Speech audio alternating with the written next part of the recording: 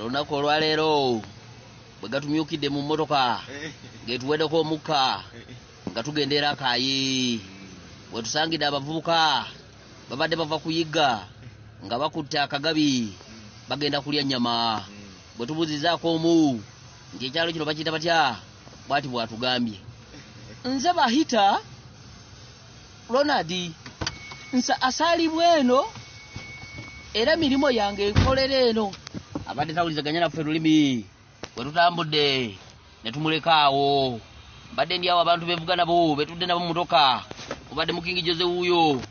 ne waswa muduuba bamubuuziza nti ozaalibwawa ayogedde nti azaalibwa wa Ndegeya ate nga kaadi eyogera bundu bujo bwe twogerera tuli mu nkomyo mujje mutuyambe ne Mugaya Faizo abaddeko era naye agamba ki amanya gange bampita Mugaya Faizo ekyo kikonye ekyo